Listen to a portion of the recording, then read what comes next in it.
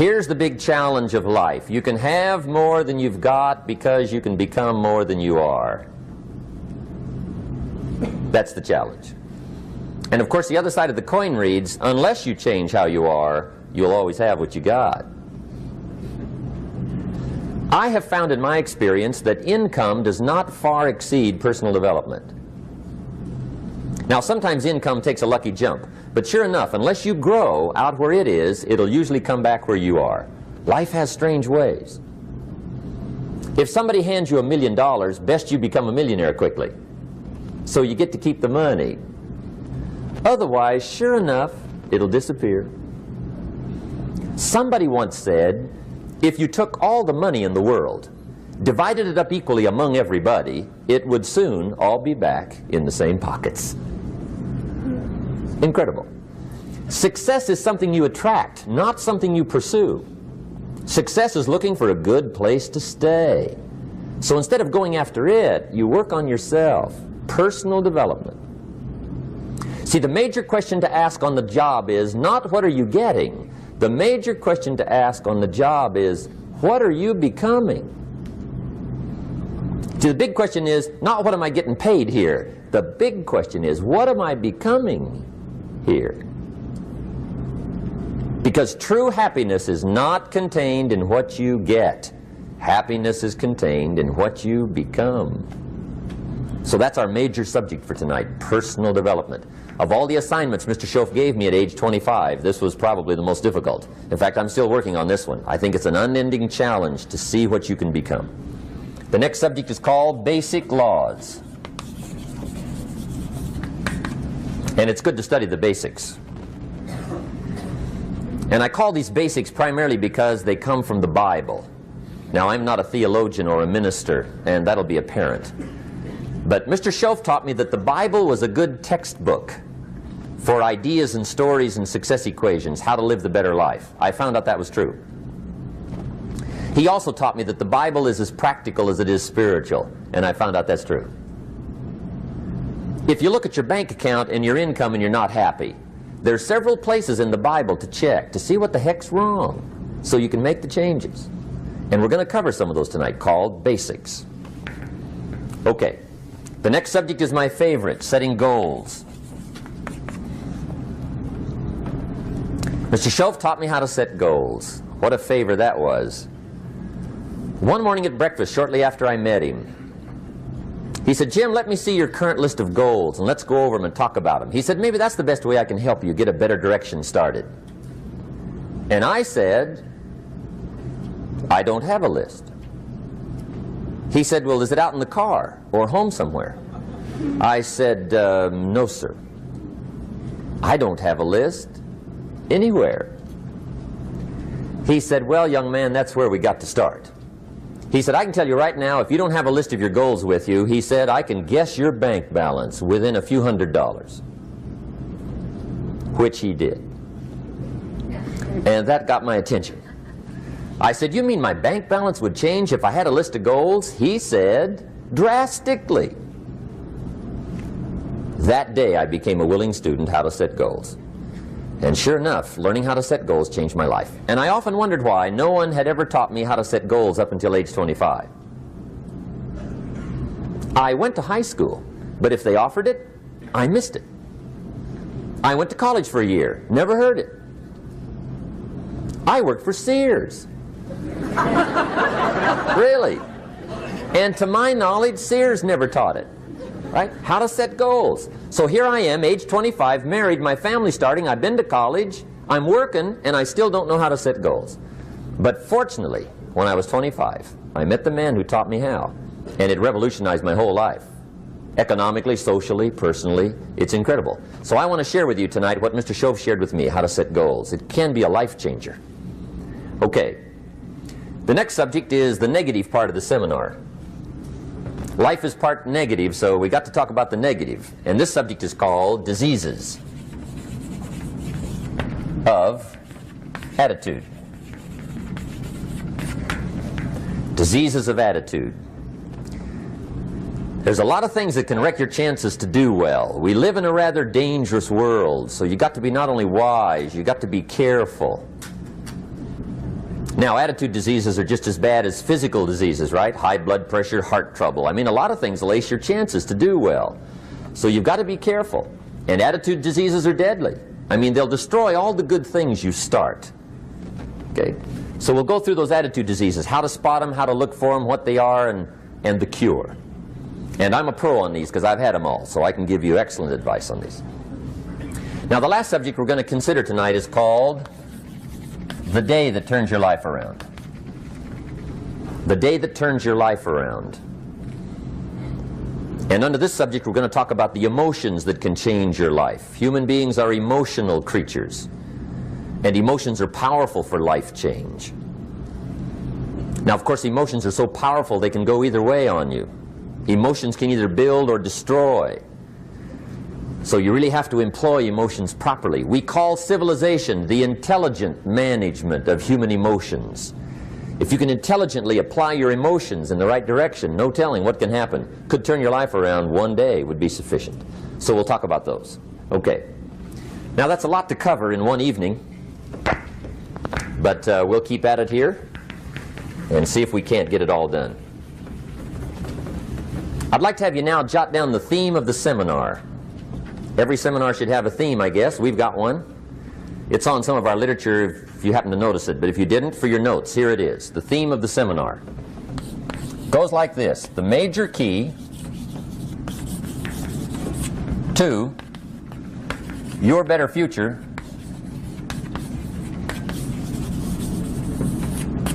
is you.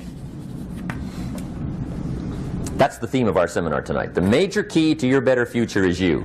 And I'd like to have you underline two words just to give it some added punch. Underline the word major and the word you, so that it reads, the major key to your better future is you. Now, my first suggestion is transfer this to a card or something where you can put it up, where you can see it every day. Preferably put it up where you can see it at the beginning of the day, before you go off to put the day together. This is a good phrase just to glance at, to keep in mind as you're putting the day together. It's called the silent seminar. If you'll just let this talk to you during the day, I found it to be tremendously helpful. The major key to your better future is you. For a big share of my life now, I didn't have this one quite figured out. Among a lot of things I didn't have quite figured out. Many things used to puzzle me back in those early days. I used to wonder why two people could work for the same company, one make twice as much money. Now see, that used to puzzle me. And maybe they were the same age, graduated from the same school, live in the same community, work for the same company, with the same products and the same services.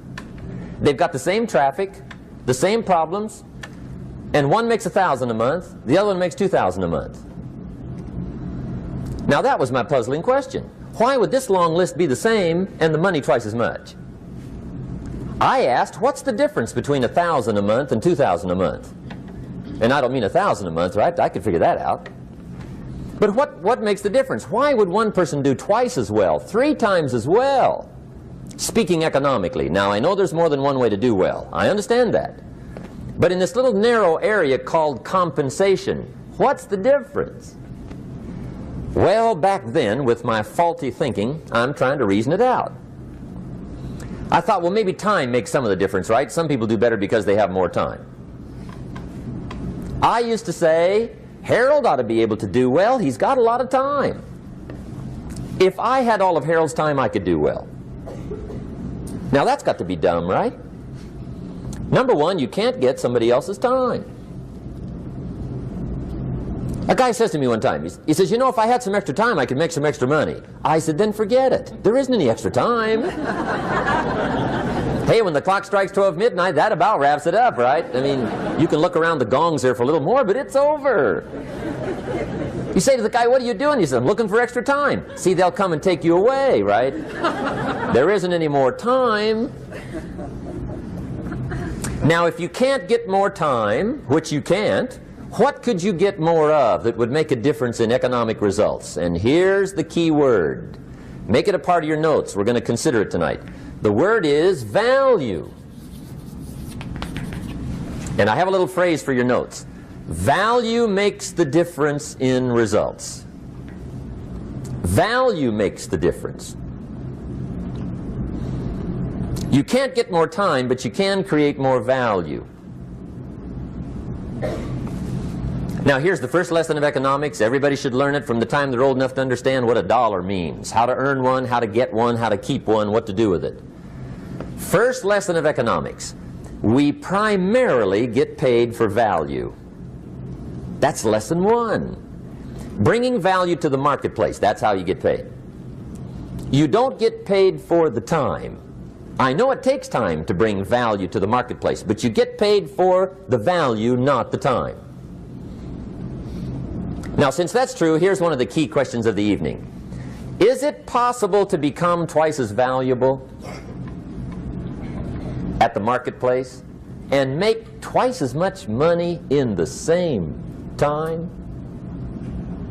Could you become 3 times as valuable? Make 3 times as much money in the same time? Is that possible? The answer is yes, if. And it's always if, right? Life is known as the big if. Harry Truman once said, life is iffy. How true. And here's the big if, we're going to consider it tonight. It's possible to do much better at the marketplace if you go to work primarily on yourself. And that's the theme of our seminar tonight. Learning to work primarily on yourself. People have asked me for the last 24 years, how do you develop an above average income? And the answer is, become an above average person. Develop an above average handshake. Some people want to be successful, they don't even work on their handshake. As easy as that would be to start on. They let it slide, they don't understand. Develop an above average smile. Develop an above average excitement. Develop an above average interest in other people. Develop an above average intensity to win. See, that'll change everything. Probably one of the most frustrating experiences in life is looking for an above average job with above average pay without becoming an above average person. It's called frustration.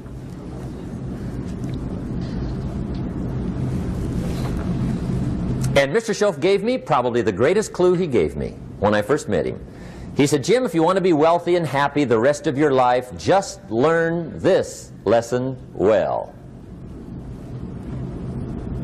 He said, learn to work harder on yourself than you do on your job.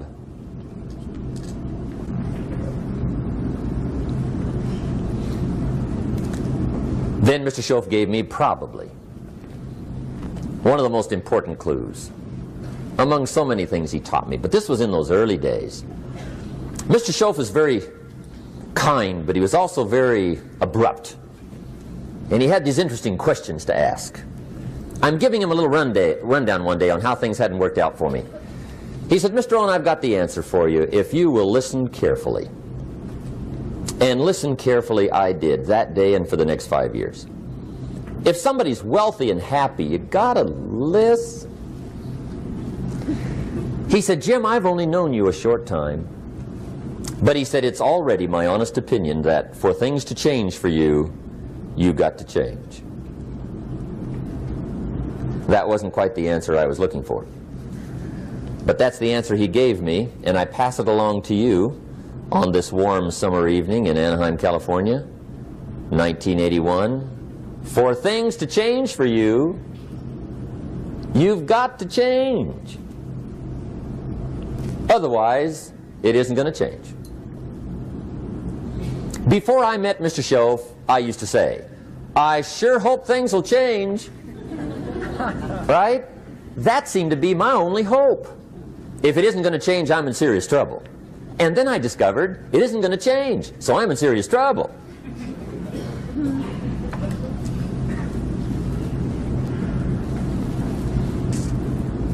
See, I can tell you what the 80s are going to be like. You have dropped into the right place.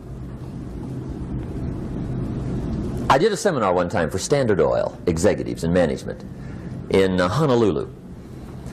And we're having a conference one day on this big conference table. And one of them said to me, Mr. Rohn, you know some fairly important people halfway around the world. What do you think the 80s are going to be like? I said, gentlemen, I do know the right people. I can tell you. So they all listened very carefully. And I said, gentlemen, based on my wide experience, I can really honestly say to you, in my opinion, in the 80s, it's going to be about like it's always been. Aren't you glad you came? That's inside. I don't pass that around just everywhere. Now, of course, I said that to make a point, but I also said it because it's accurate. It's going to be about like it's always been. It isn't going to change. The tide comes in, and then what? It goes out. For 6,500 years that we know of, recorded history, and probably long before that. So it is not going to change. It gets light, and then what? It turns dark. 6,500 years. See, it's not likely to change. And we're not to be startled by that. And if the sun goes down, the guy says, what's happened, what's happened? It means he hasn't been here long, I guess, right? It always goes down about this time. The guy says, well, I don't like that arrangement. Well, you got to talk to somebody besides me, right? It gets light, then it turns dark. In rotation, the next season after fall is what? Winter. Pray tell, how often does winter follow fall? Every year regularly for the last 6,500 that we know of. See, it is not going to change. Now, some winters are long, and some are short, and some are hard, and some are easy, but they always come right after falls. It isn't going to change. Sometimes you can figure it out, sometimes there's no way to figure it out. Sometimes it goes well, sometimes it gets in a knot. Sometimes it sails along, sometimes it gets in reverse. See, that's not going to change. The last 6,000 years reads like this: opportunity mixed with difficulty. That's how it reads. It isn't going to change. The man says, well, if it isn't going to change, how will my life ever change? Answer, when you change. And whether I'm talking to high school kids or business executives, my message is always the same. And it goes like this: the only way it gets better for you is when you get better.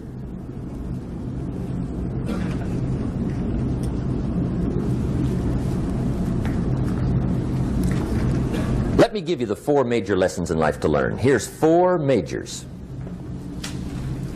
It's good to study the majors. In our weekend seminar we teach, some people don't do well because they major in minor things. You've got to be on the lookout. At the end of every week, end of every month, you've got to check, make sure you're not spending major time on minor things. Okay, we go through that whole series. Majors and minors. Now, let me give you 2 phrases before we get to the 4 majors. This will set it up and you'll see where I'm going. 2 key phrases for your notes. Here's the first one. Life and business is like the changing seasons. That's the first phrase. Life and business is like the changing seasons. One of the best ways to describe life, it's like the seasons. Frank Sinatra sings, life is like the seasons. Now here's the second phrase. Very important. You cannot change the seasons, but you can change yourself. You can't change the seasons, but you can change yourself. And see, that's how life gets better for you, not by chance, but by change. Now, here's the 4 major lessons in life to learn. I've got my first book finished. Came out a couple of weeks ago. This is in it. The 4 major lessons in life to learn. Here they are. Number 1, learn how to handle the winters. That's lesson 1. They come right after falls with regularity. Some are long and some are short and some are hard and some are easy, but they keep coming. You must learn to handle the nights. They come right after days. You must learn to handle difficulty. It comes right after opportunity. You must learn to handle recessions. They always follow progressions. For the last 6,000. See, it isn't going to change. The lesson you must learn is how to handle it. And there's all kinds of winters, right? The winter when you can't figure it out. The winter when it all goes smash. The winter when it turns belly up.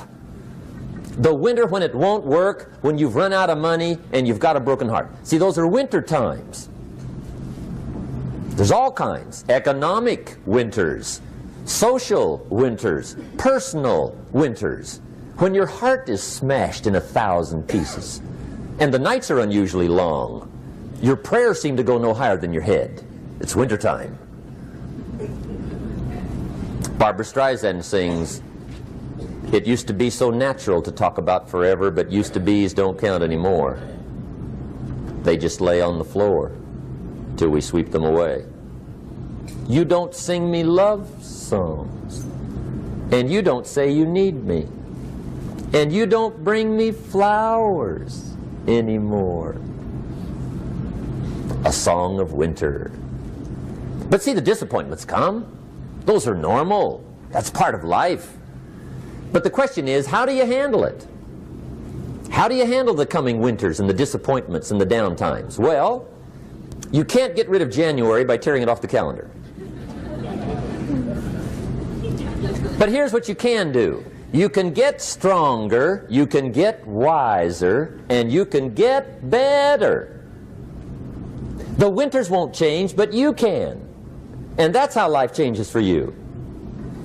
See, before I understood, when it was winter, I used to wish it was summer. I didn't understand. When it was hard, I used to wish it was easy. I didn't know. And then Mr. Schoaf gave me a part of his very unique philosophy when he said, "Don't wish it was easier, wish you were better." See, that triggered my whole life change. Don't wish for less problems, wish for more skills. Don't wish for less challenge, wish for more wisdom. That's the key. So that's lesson one, learn how to handle the winters. Here's lesson two, learn how to take advantage of the spring. That's the second one. Spring is called opportunity. And spring follows winter. What a great place for it. If you were going to put it somewhere, that'd be the place to put it, right after winter. And pray tell, how often does spring follow winter? Every year with regularity, 6,000. You can almost count on it. See, opportunity always comes. Days follow nights. Isn't that terrific? Opportunity follows difficulty. But here's what you must learn to do. Underline these two words in that key phrase. Take advantage. Underline those two. You must learn to take advantage of the spring. See, just because spring rolls around is no sign you're going to look good come fall. You got to do something with it. In fact, you have to get good at one of two things in life. Planting in the spring or begging in the fall. Or get somebody to do it for you. See, those are about the only alternatives. Now here's what else you must do. Take advantage of the springs quickly, because there's only a few. Just a handful of springs have been handed to each of us. They don't come forever. Life is fairly brief. So you got to read every book you can get your hands on what to do with your springs while they're here. And take advantage, they soon run out. The Beatles wrote, "Life is so short." And for John Lennon, it was extra short. But life is brief. Elton John sings, "She lived her life like a candle in the wind." It's brief. So whatever you're going to do with your life, you got to get at it. Don't just let the springs pass. Here's the third major lesson in life to learn. Learn how to protect your crops all summer. You got to take care of what you start. Sure enough, as soon as you've planted your garden in the spring, the busy bugs and the noxious weeds are out to take it. And here's the next bit of truth. They will take it unless you prevent it. And that's the third major skill to learn. You've got to learn to prevent the intruder from taking all the good you start. It's one of the challenges. Here's two key phrases under number 3. First one, all good will be attacked on this planet. Maybe not the next one we get to, but on this one, all good will be attacked. Every garden will be invaded. Not to think so is naive. And here's the second phrase. All values must be defended.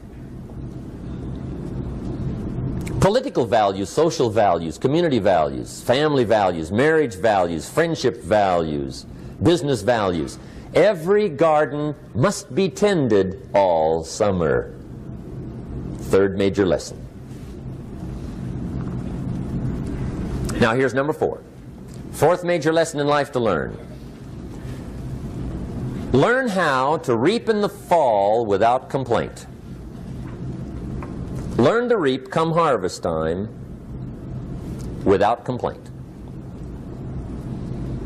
Take full responsibility for what happens to you. It's one of the highest forms of human maturity, accepting full responsibility. It's the day you know you've passed from childhood to adulthood, the day you accept full responsibility. And another note, learn to reap in the fall without apology.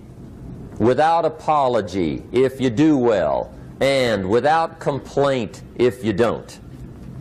That's maturity. I used to have that long list of reasons why I wasn't doing well. To explain. You got to explain, right? Otherwise you're going to look bad. I used to have this funny list called Reasons for Not Looking Good.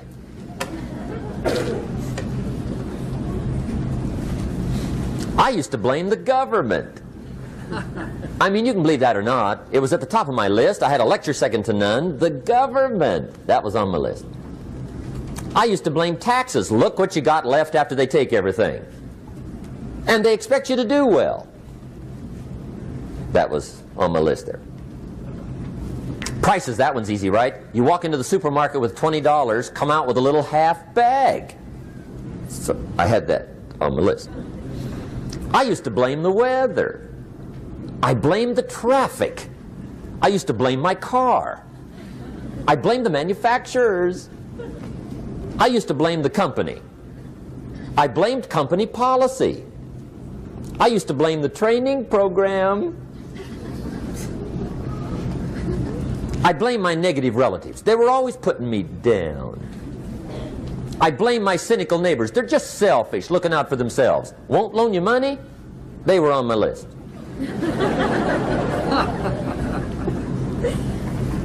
I used to blame the economy. I blamed the community.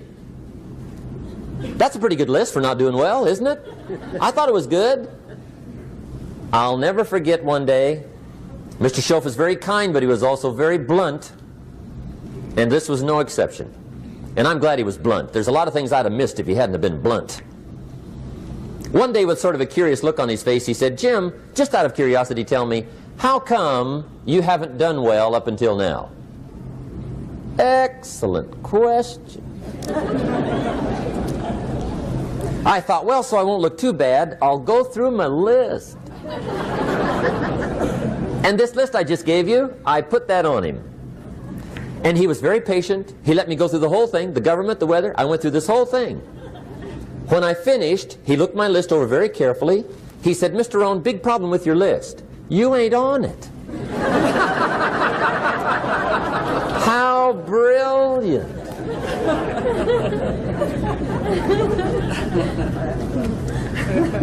When I went to work for him a few months later, I learned very quickly to tear up my list, reasons for not doing well, and I threw it away.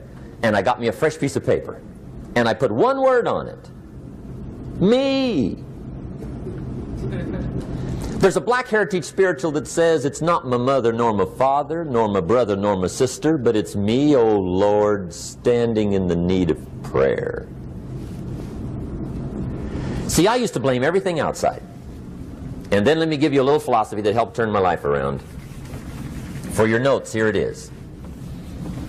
It's not what happens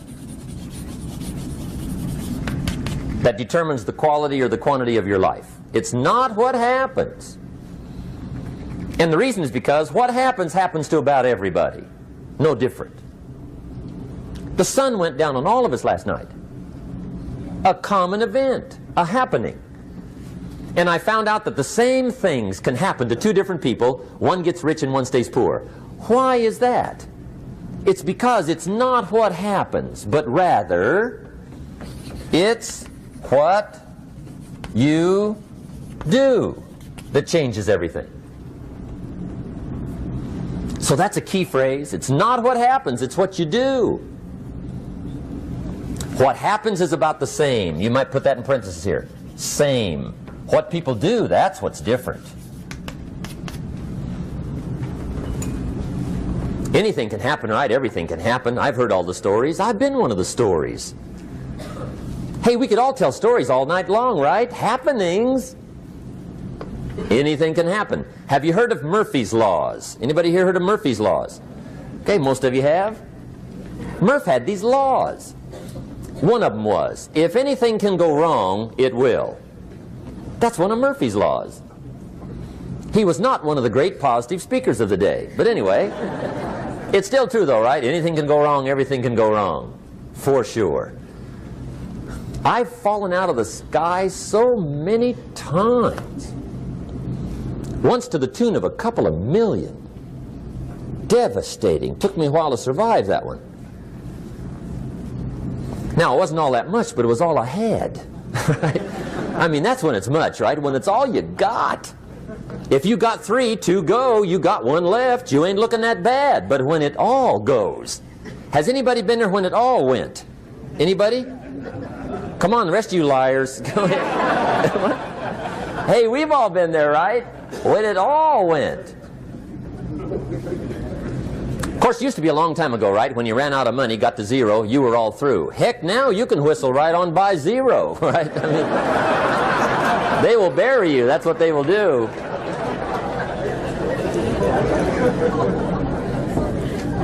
But see, those are the happenings, right? Everything can happen. Anything can happen.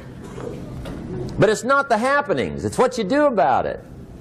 Somebody says, yeah, but you don't understand the disappointments I've had. Come on. Everybody's had their share. Disappointments are not special gifts reserved for the poor. Everybody has them. The difference is what you do about them. It's not the weather. I used to blame the weather, and I discovered it rains on the rich. So see, that won't help. 2 men wake up one morning, there's a rainstorm on. One of them looks out his window, sees the rainstorm, and he says, wow, what a storm. With weather like this, they can't expect you to go out and make sales. He stays home. Same morning, the other guy looks out his window, sees the same storm, says, wow, what a storm. But he says, you know what, with weather like this, what a great day to go out and make sales. Most everybody will probably be home, especially the salesman.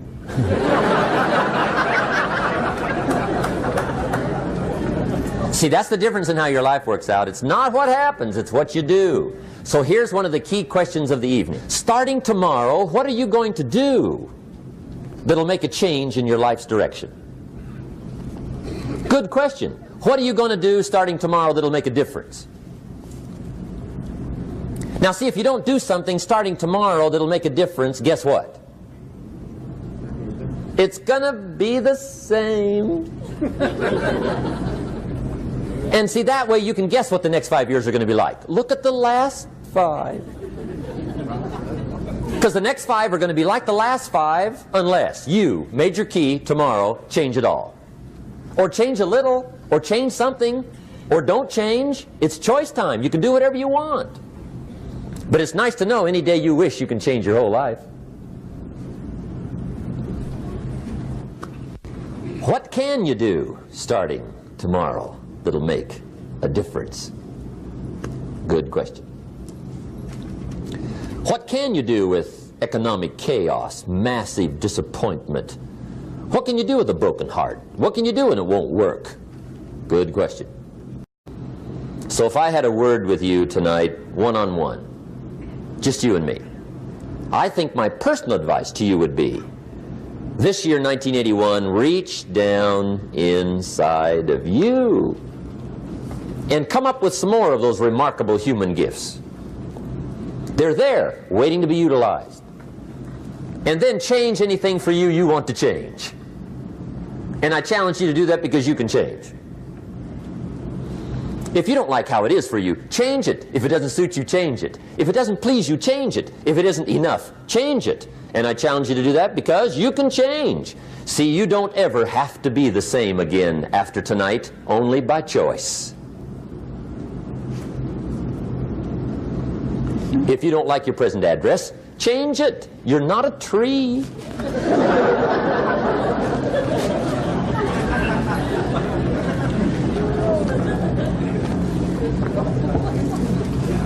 Now, let me give you 3 steps to personal development. Let's get down to the nitty-gritty. What does it take to really make the changes starting tomorrow? It takes more than philosophical pronouncement. I know that. It also takes more than enthusiasm. I know we're hearing a lot about enthusiasm these days, but see, that just won't do the job. We're still hearing the old cliches of the 30s, right? To be enthusiastic, you must act enthusiastic. But see, that's not going to help. After you have leaped about, there are some things you got to do, or it isn't going to change. See, you can get all excited about lifting 200 pounds till you get to the gym. And then you need a new excitement. And the new excitement is called discipline. Major step to human progress. Discipline. If there's one thing to get excited over, that's it. Get excited over your ability to make yourself do the necessary things. What could you make yourself do starting tomorrow that would change it all? No! Tell him. Now, see, that's exciting. On any given day, you can massively change the direction of your life. Murder is a clear example that any one person on any given day can forever alter the course of their life. It just happens to be a negative act. But just as sure as you can commit a negative act, you can also commit a positive act and forever alter your life, whenever you wish. Now that's exciting. And whatever that act might be that changes your life. The guy finally takes a shotgun to his car and blows out every window, destroys every tire, puts 100 rounds in this shabby old thing. And he says, I have driven this embarrassing thing for the last time. And not only will I never drive it again, nobody else will ever drive it again. And he lets that shuddering thing stand there for a while as a monument to the day he said, today my life changes. Now who can do that? Anybody. When can you do it? Whatever day you pick.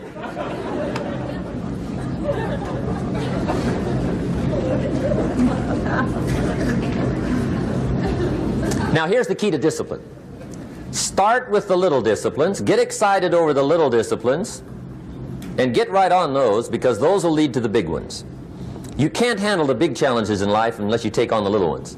Make a list of all the things you can do, get right on those, discipline yourself for those, both for the results and for the muscle and for the practice, so that when life hands you some big challenges, you'll be ready, you'll have the muscle. But see, if you don't handle the small ones, you can't take care of the big ones. Okay, here's what else it takes for life change. Self-motivation. Key phrase, self-motivation. I don't know why we call it self-motivation. It's really the only kind there is. You've got to motivate yourself. Because I found out you can't change people. They can change themselves, but you can't change them. Lord knows some I've tried. But see, it won't work. People have to change themselves. I learned some of those lessons early. I built a little sales organization way back in those early days. I'm 25. And I had some nice people. I said, I'm going to make these people successful if it kills me. I almost died, right? I mean, you can't do that.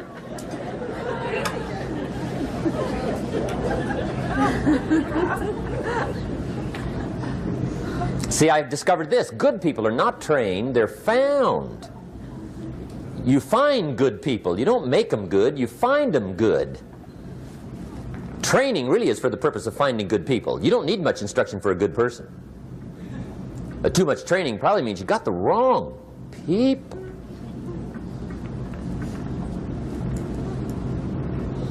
So you got to find the right people. That's the key to getting a good job done.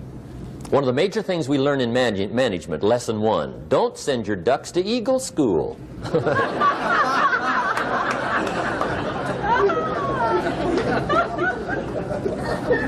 Because it won't help. I mean, I'm telling you, it won't help no matter how good your school is. And the little eagle badge and little eagle hat, I'm telling you, it won't help. It won't help. You can tell whether your school's done any good, right, is when it's over, right? The duck goes for his first rabbit and makes him a friend. You say, no, no, no. Anyway, so it takes self-motivation to really alter your life. And you don't want to give self-motivation away to somebody else and make it somebody else motivating you. The guy says, boy, if somebody just come by and turn me on. What if they don't show up, right? See, you got to have a better plan for your life. Okay. Now, if you're excited and you're ready to change, let me give you 3 steps to start life change that can change your life, your personality, your lifestyle, everything can change. Here's the steps. Number 1, find out how things work. The first key to doing better is find out. To change your life, really, you need ideas. There isn't anything an idea can't change. And Schoaf taught me the major problem is lack of an idea, not a problem. At first I didn't have any money. I said to Mr. Schoaf, I don't have any money. He said, that's not a problem. Now see, up until then I always thought it was. Right? I was confused. He said, no, no, the problem is lack of an idea on how to create money and wealth. It isn't lack of money, it's lack of ideas. So if you get the ideas, see, you can change anything. Now to get ideas, you need a constant study of finding out. Now Schoaf also said, when you find out something that works, put the information in your journal. Don't use your head for a filing cabinet. Put it in your journal so that you can do the next best thing. Repetition, repetition, repetition. Go over it. And if you repeat it, go over it, sure enough, someday, some mysterious day, the idea takes root, starts to grow, and shows up in your bank account, and your dress, and your personality, and your lifestyle. But capture the ideas in your journal. Find out how things work. Schoaf gave me this word for my life change. He said, study. Great word. If you wish to be successful, study success. If you wish to be happy, study happiness. If you wish to be wealthy, study wealth. Don't leave it to chance. Make it a study. Some people just go through the day with their fingers crossed. See, that won't do it. You've got to study the things that can change your economic, social, spiritual, personal life. Now here's a qualifying phrase. And we'll have several of these qualifying phrases throughout the seminar. Here's the first one. You may not be able to do all you find out. I understand that.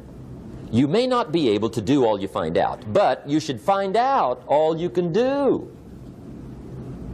See, you don't want to wind up at the end of your life and discover that you've lived only 1/10 of it.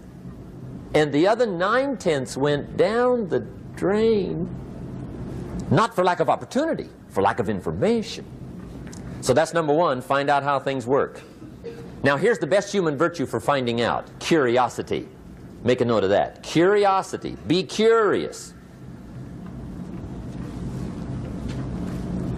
You might add a word to it that'll help. Childish curiosity.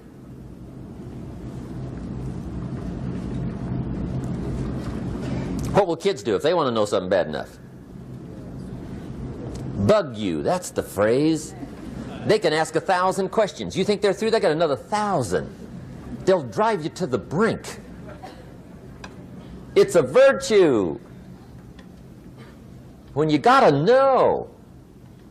Be like a child. In fact, Jesus, the master teacher, said, unless you can become like little children, you might as well forget it. You don't have a prayer. Excellent advice. You got to be like children. 4 ways, in my opinion, to be like a child. Number 1 is curiosity. Number 2 is excitement. Get excited like a child over your ability to make yourself do anything for change. 3rd is faith. Have faith like a child. Adults are too skeptical. And 4th is trust. Trust is a childish virtue, but the rewards are incredible. So be like a child. Now, if you're curious, let me give you 3 ways to find out how to change anything. Any life direction, any dimension. Here's 3 ways to find out how to change anything. Number 1 is to read. Become a good reader. All of the successful people I know and work with around the world, they're all good readers. Curiosity drives them to read. They got to know. They just read.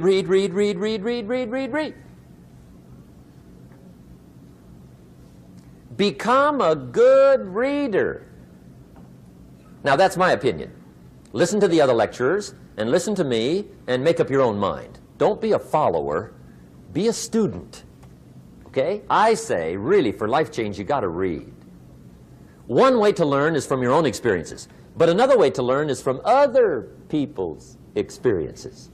See, one book might save you 5 years if you read it. Did you know there's books on how to be stronger, more decisive, be a speaker, be a leader, have a better effect on other people, develop your personality? Did you know there's books on that?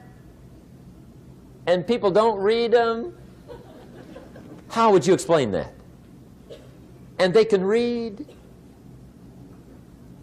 Did you know that hundreds of successful people have written their stories in books and they wrote down how they did it and people don't read it?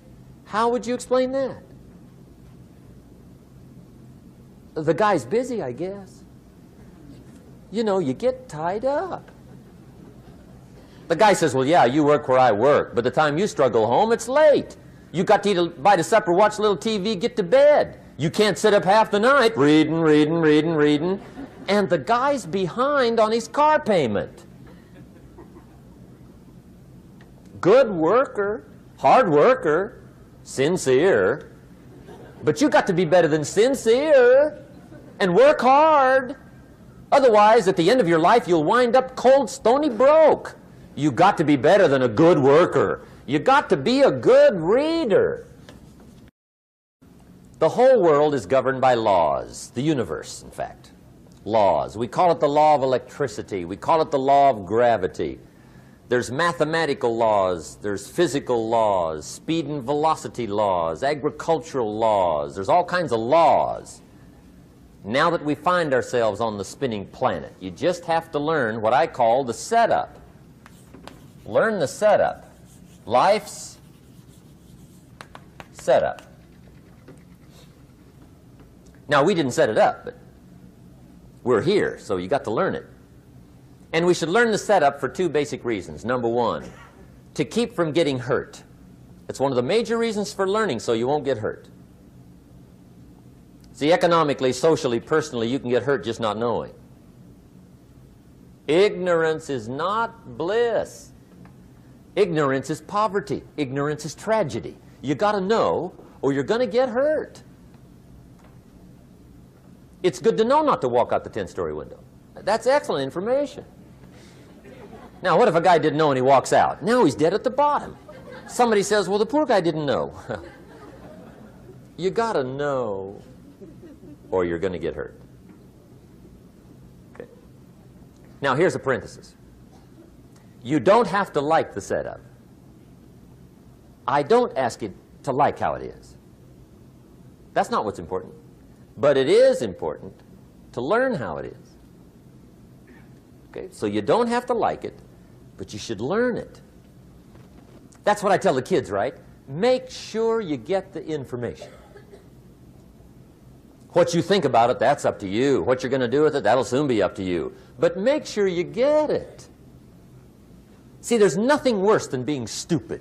Nothing. I mean, being broke is bad, but being stupid is awful. And what's really bad is being broke and stupid, right?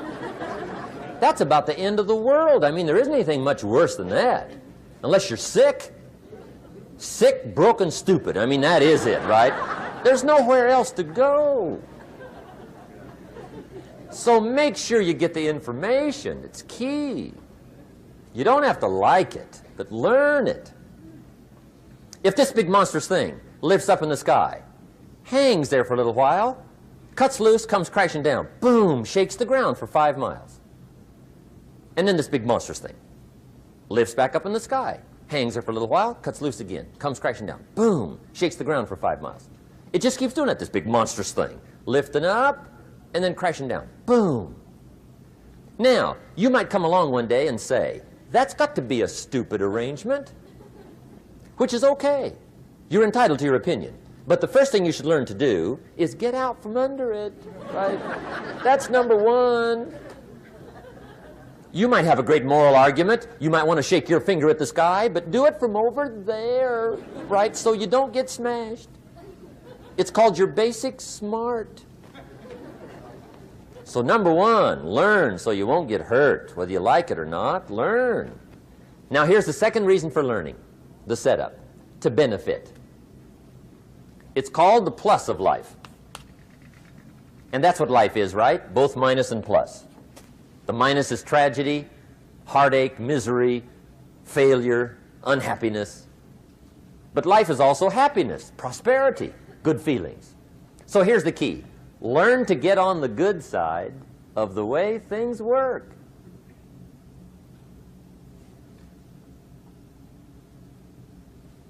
Now, here's 2 of the basic laws, and we'll take our break. Shof taught me these.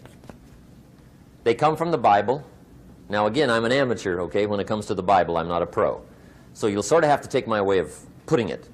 But here they are. The first one is the law of use. The law of use. And it goes something like this. Whatever you don't use, you lose.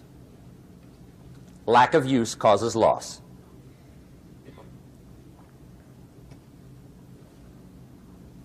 On this planet, maybe not the next one, but on this one, if you tie your arm to your body, leave it there long enough, you'll never use it again. It's over for the arm. Now, it may not be over, but it's over for the arm. The only way to keep the use of this arm is what? Keep using it. If you quit, you lose automatically. They don't bring it up for a vote. You lose automatically when you quit. Now, the same thing that goes for your arm goes for your brain, mentality. The same thing goes for all the human virtues. Ambition, unused, declines. Strong feelings, unused, diminish. It doesn't grow, it diminishes. Faith, unused, decreases. It's a law. Vitality unused diminishes. Energy unused decreases. The guy says, well, I'm going to save up my energy. You can't do that. That's like trying to save today, put it on the end of the year. See, you can't do that. They'll come take you away. If you don't use today, what? It's lost. The guy says, well, I'll work twice as hard tomorrow to make up for it. See, that's foolish. You could have done that anyway. Today unused is lost. A talent unused is lost. An ability unused is lost. So here's one of the key expressions of the evening. Take a new inventory of yourself. Starting tomorrow, new project. Take a new inventory. And make sure that all of your talent and ability and mentality and ingenuity and vitality and strong feelings, faith, courage, make sure that all you've got's being used. Otherwise, you lose. Now, one of the best illustrations of the law of use is a Bible story called the Parable of the Talents. The talent story. Interesting story if you haven't read it in a while. Just review it. It's a good story. An ancient story. It says there was a master with 3 servants. He got them together one day and he said to the 3, I've got these talents. And in those ancient days, a talent was a measure of gold. And he said to the 3 servants, take these talents and see what you can do with them while I'm gone. He said, I'm taking a journey and I'll be gone for a while. When I come back, we'll get together, go over the book, see how you did. He said, here's 5 of these talents for you. 5. Here's 2 of them for you. 2. And here's 1 for you. 1. The master said, take those talents, see what you can do with them. When I come back, we'll get together, we'll go over it all. The servant said, okay, master takes off. According to the ancient story, the master comes back from his trip. When he gets back, he gets the 3 servants together, and as he said he would, he asks, how did it go with those talents? You were 5. What happened? That servant said, well, I took the 5 talents you gave me, and I put them to work. A little shaky at first, but he said things finally got rolling. And he said, I poured it on. And he said, my talents grew to 7, 8, 9, 10. He said, I doubled my talents from 5 to 10. Books will show. Master said, one heck of a job. Or something like that. He said, I gave you 2 talents. What happened? That servant said, about the same thing happened to me. I put those 2 talents to work, poured it on. They grew to 3 and then to 4. He said, I doubled my talents from 2 to 4. Books will show. Master said, well done. He said, I gave you 1 talent. What happened? That servant said, well, I took the talent you gave me, and I carefully wrapped it, and I dug a hole and buried it. And camouflaged it, I suppose, right, so nobody would steal it. And he said, fortunately, nobody got it. And he said, I knew you were going to be here today, so I dug it up. Here it is, safely wrapped. I did not lose it while you were gone. According to the ancient story, the master said, take that talent away from him and give it to the man that's got 10. Now you might say, well, I don't like that arrangement. The poor guy's only got 1 talent. He's already got 10. It ought to be more even. Remember, I didn't ask you to like it. But this one I would ask you to learn, because it simply means whatever you do not employ, you forfeit. It's a law. So learn well the law of use. Now here's the second one, and we're going to take our break. Second law from the Bible. This one we've heard since we were small, I'm sure. It's called the law of sowing and reaping. In fact, we've probably heard it so often we could quote it. It says, whatever you sow, what? You shall reap. Fairly blunt, hopefully clear. Here's my first suggestion on the law of sowing and reaping. Don't try to beat it. You might as well try sitting on the sun in the morning. Keep it from coming up. You'll have better luck. Whatever you sow, you reap. Now, for a fair share of my life, I'm a bit mixed up on how all this applies. Among a lot of things I was mixed up on. I knew I wasn't reaping too good. That I understood. My problem was I was confused about what was causing it. Remember me with the funny list? I thought those are the reasons why it isn't working out well. And then Mr. Schoaf gave me the clue that helped me figure it all out. He said, Mr. Rohn, I have another answer for you. There's another way to quote this law that'll show you where the problem is so you can go to work on it right away. All you need to know is where the problem is. Then you can go to work on it. So he quoted me the law another way, and I found out what my problem was. Here's the way you quote the law. Whatever you reap is what you've sown. Now I knew what my problem was. Whatever you reap is what you've sown. If you don't like the crop, who do you look up? Answer, whoever planted it. And where do you find who planted your crop? Answer, in the mirror. What I finally learned to do come fall was to go to the mirror. That's where you go. And if necessary, you say, a few skinny carrots? I got to be unimpressed. Where were you last spring? Asleep. Didn't you read the books? Did you break your hoe? Let me give you 7 key points to the law of sowing and reaping. Let's tick right down through the list of 7, and it'll be break time. 7 points to sowing and reaping. Here's part of the philosophy that really helped me to make some changes in life direction. Number 1, the law of sowing and reaping is negative. That's number 1, which simply means if you sow bad, you reap bad. Now, this is kind of 3rd grade, but it doesn't hurt to go over the basics. If you plant thistle seeds, you don't get pumpkins. Honest, no use looking for pumpkins. John says, how come no pumpkins? Come on, John. The law's negative. That's how come.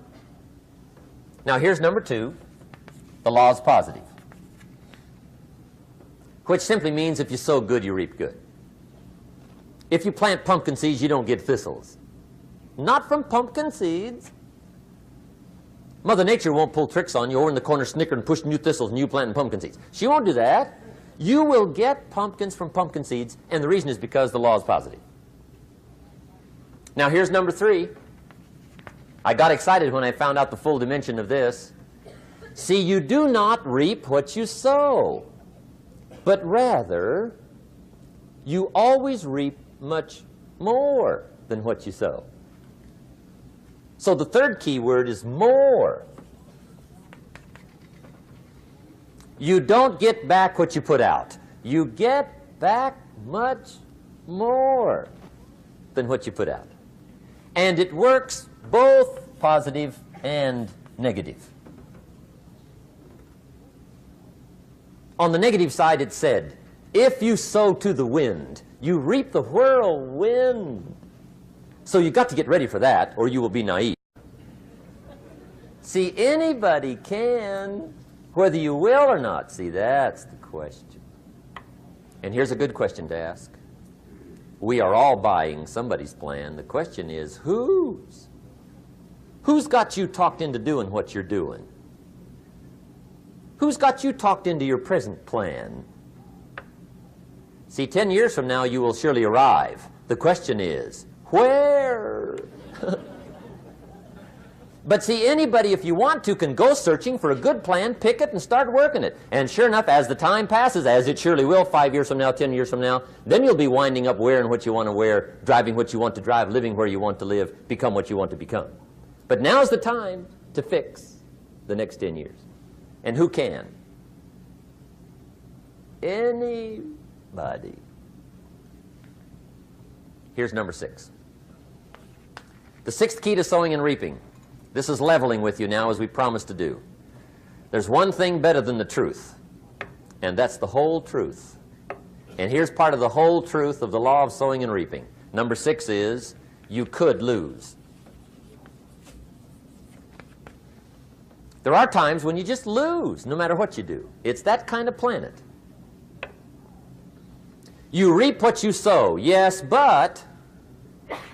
What does that mean, yes, but? Well, the farmer plants his crop in the spring, takes care of it all summer, loves his family, works 10, 12 hours a day, 6, 7 days a week, is an honorable man. Come fall, he's got a beautiful crop, and he deserves every bit of it. But the day before he sends the combines into the field, a hailstorm comes along and beats it all in the ground, which means you lose. Somebody says, well, what did he do wrong? Answer, nothing. It's just that kind of planet. Sometimes it's going to hail on your crop and rain on your parade, so you got to get ready for that or you will be naive. That's just part of the life arrangement. And don't press me why. I was not in on some of the original decisions here, so I don't know how it got set up. But there's just times, sometimes you lose. That's part of life. But now here's number 7. The 7th key to sowing and reaping. And it goes like this. It's just another way to quote the same law. And it goes like this. If you don't sow, that's just another way to quote the law. If you don't sow, what? You don't reap. You don't even have a chance. So if you looked at your game plan tomorrow, you might come to the quick conclusion, I got to get some sowing going. How true. Get you some sowing going. And remember, you've got plenty of time. You've got all the time there is. Some people spend enough TV time to make a fortune. The latest article on television watching in this country, according to the latest article, the average television is on in this country in every household 7 hours a day, called the Big 7. I asked a guy one time what his TV cost. He said about $450. I said, you forgot to look at the price tag. He said, what do you mean? I knew he was a TV watcher. I said, that television costs you, in my opinion, at least $12,000 a year. To watch it, not to own it. Owning it's cheap. Watching it is what's expensive. And I said, hey, $12,000 a year is too much to pay to watch TV. That's too much. Pay a little, but not $12,000. And he's the guy that said, I hope pay TV never comes.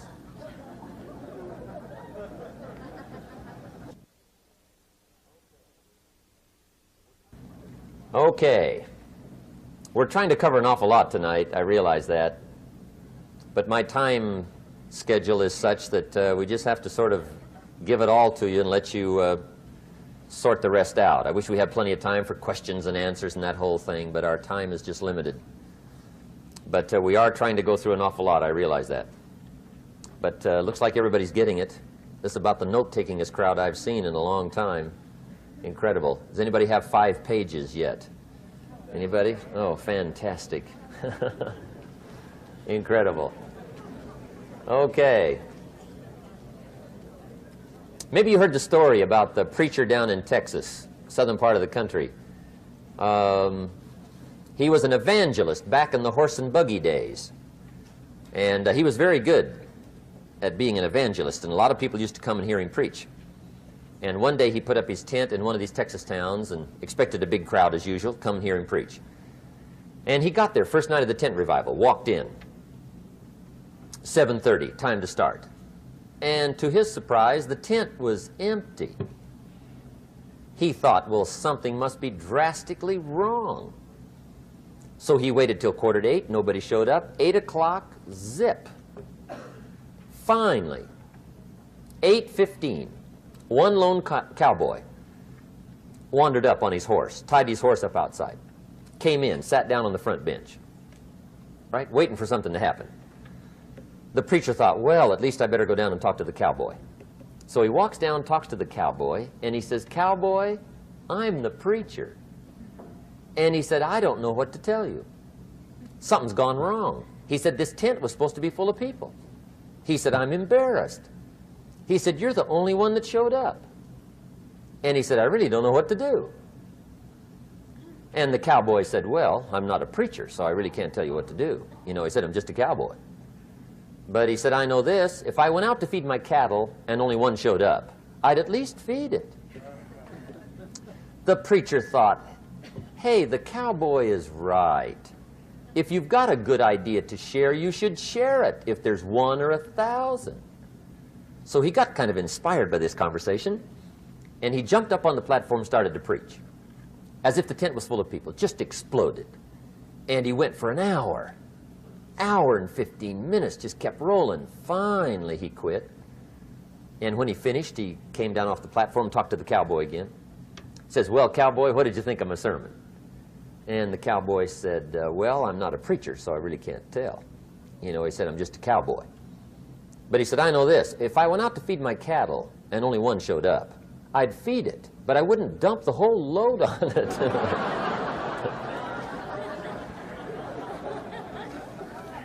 So anyway, if it seems like we're dumping the whole load tonight, I guess we are. But gosh, everybody's doing well. I'm having a good time. I appreciate the response here tonight. Okay, the next subject is setting goals. Let me show you what turned my life every way but loose. Mr. Schoaf dropped this idea on me, changed me completely. Setting goals. Here's what can easily happen if you don't set goals. It's easy to let life deteriorate into making a living instead of designing a life. And we all have a choice. Make a living or design a life. It's easy to get trapped by economic necessity and settle for existence rather than substance. That's easy. But the best advice I can give you on how to break out of that trap is to learn how to set goals. Mr. Schoaf put it to me this way. He said, Jim, if you had enough reasons, you could do the most incredible things. I never forgot how he put that. If you have enough reasons. See, reasons will change your whole life. Mr. Schoaf said to me, he said, Mr. Rohn, I think you've got plenty of intelligence, you've got plenty of talent, you've got plenty of ability. Probably what you lack is plenty of reasons. He said, I don't think your current bank balance is a true indication of your level of intelligence. I was happy to hear that. He said, I think you're much smarter than your present bank balance indicates. And that turned out to be true. I was much smarter. But of course my first question was, well then why isn't it bigger? And he said, you don't have enough reasons. You've got enough intelligence, but not enough reasons. So see, reasons can change your life. Here's what else I found out. Reasons come first, answers come second. You don't get the answers to do well till you get the reasons. Life has a mysterious way of hanging on to all the answers and only gives them up to the people that are inspired by reasons. So reasons make the difference in how your life works out. Now, what are some of the reasons for doing well? Let's go through a quick list called Reasons for Doing Well. First is personal reasons. Some people do well for recognition. Some people do well for respect. Some people do well for the way it makes them feel. They love the feeling of being a winner. Those are good reasons. I have some millionaire friends that keep working 10, 12 hours a day, making more millions. And it's not because they need the money. It's because they need the joy and the satisfaction and the pleasure that comes from being a constant winner. And see, it's not just the money anyway. It's the journey, not the money. Once in a while somebody says to me, boy, if I had $1 million, I'd never work another day in my life. That's probably why the good Lord sees to it they don't get their million, right? They'd quit. They'd quit. Okay. Next is family reasons. Some people do extremely well for other people, and that's powerful. Human beings can greatly affect each other. Sometimes we will do things for somebody else we will not do for ourselves. We're made that way. I met a man one time who said, Mr. Rohn, to do all the things I want to do with my family around the world, he said, I got to have at least $250,000 a year. I thought, incredible. Could a guy's family affect him that much? And the answer is, of course. How fortunate are the people that find themselves greatly affected by somebody for personal achievement. And we are affected. The writer of a recent song said, "If not for you, the winter would hold no spring, couldn't hear a robin sing. I just wouldn't have a clue if not for you." So we can be affected. That might be one of the most stimulating reasons to do well, finding somebody. When Andrew Carnegie died, the wee little Scotsman that built the big steel industry, when he died, they opened up his desk, and in one of the desk drawers, they found a slip of paper. On that piece of paper, Mr. Carnegie had written his goal for his life, and he wrote it when he was in his 20s. And on that piece of paper, it said, "I'm going to spend the first half of my life accumulating money.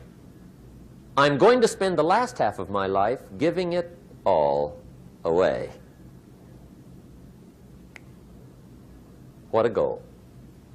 He got so inspired by that goal that the first half of his life, he accumulated $450 million.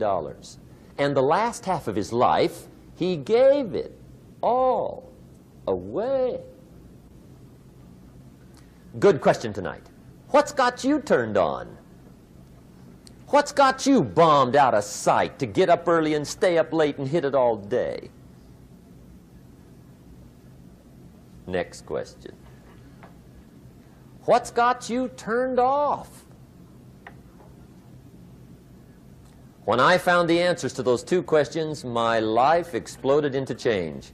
I finally found out what had me turned off, and I got that cured. And then I got me a long enough list of reasons to turn me on.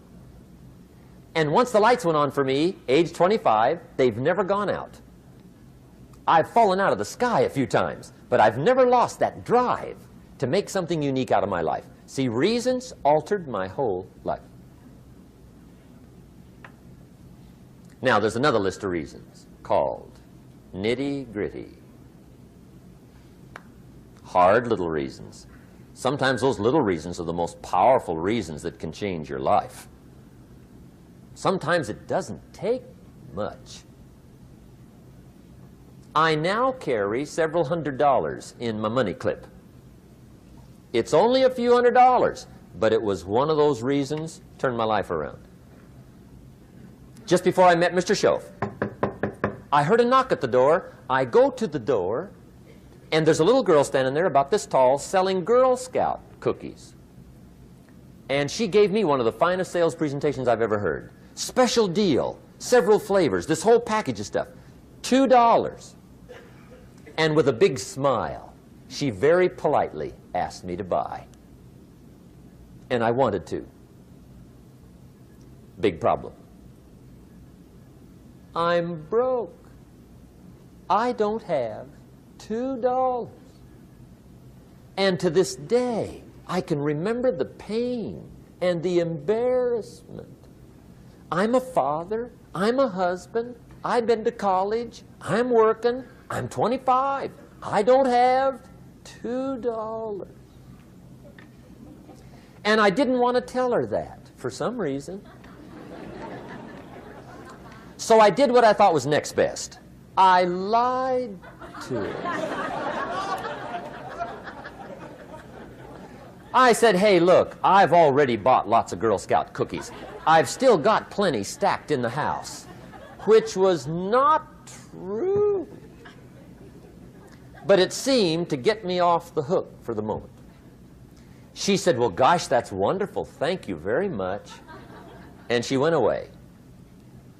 When she left, I closed the door, and that was the day I said to myself, I don't want to live like this anymore.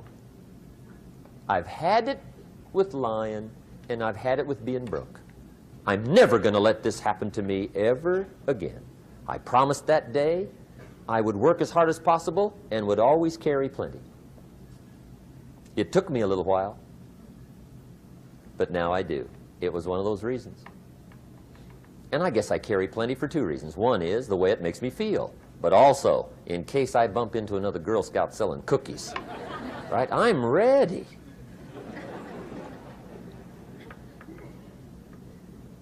I walked out of the Bank of America one time up in Saratoga, California, where I used to live. Two little girls selling candy right outside the bank. Good place. Some girls' organization they're working for, right? I come walking out of the bank. This first little girl walks up to me. She said, "Mister, would you like to buy some candy?" I said, "I probably would." "What kind is it?" She said, "It's almond roca." I said, "My gosh, that's my favorite." She said, "Wonderful." I said, "How much is it?"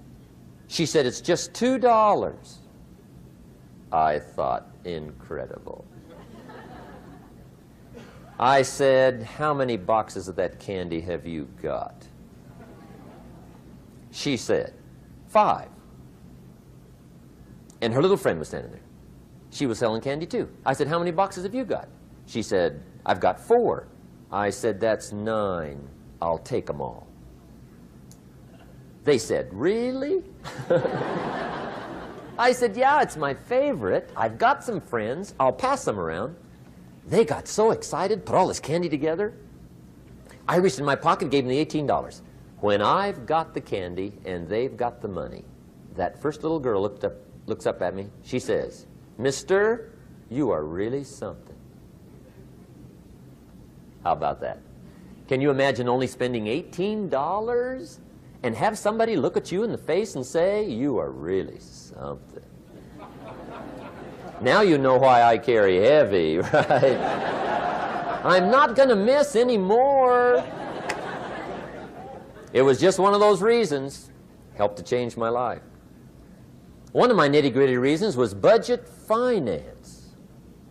Budget finance used to grind my soul. Way back in those early days, I had fallen for one of those consolidation loans, where you take all your little hard-to-pay bills, put them into one big impossible-to-pay bill, right?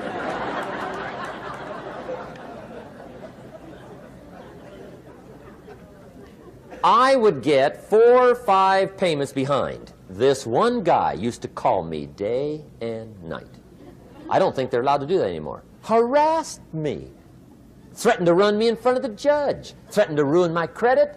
Threatened to embarrass my family. One day he said, "We're going to come get your car, drag it rear end up down the street in front of your neighbors." The guy even called me a flake. And back in those days, I'm broke, I'm pitiful, there's nothing I can do about it. But I never forgot how the guy treated me. And when I met Mr. Schoaf and I got my life straightened out and the money started to flow, that was one of my first projects, budget finance. I poured it on day and night. I finally put all the money together I owed him, which was considerable. I picked a day for the payoff. And when the payoff day came, I put the money in small bills in a big briefcase. And I walked into the budget finance office on Wilshire Boulevard in Los Angeles. The guy who harassed me so often, his desk was about 3 back. I walked right up to his desk, startled him. He wondered what I was doing there. It was the first time I'd been there since I'd borrowed the money, right? Without saying a word, I opened up this briefcase, dumped this pile of money all over his desk. I said, "Count it. It's all there. I will never be back." And I turned around and stormed out. Now, that might not be noble, but if you haven't tried it, you've got to one time.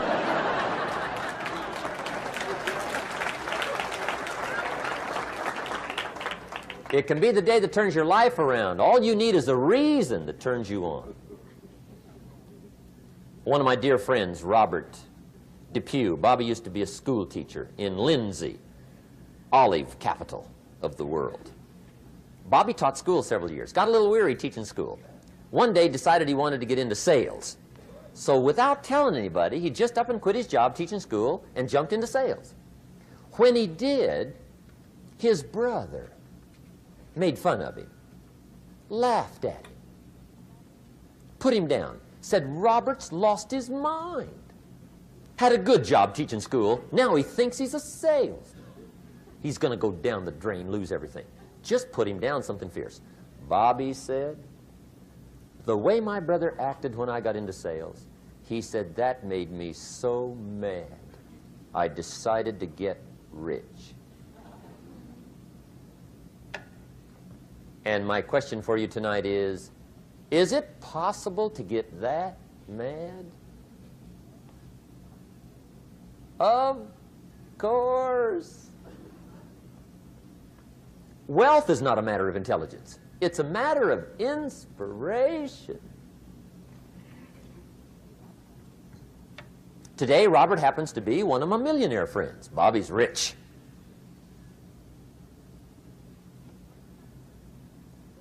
Frank Sinatra said one time, the best revenge is massive success.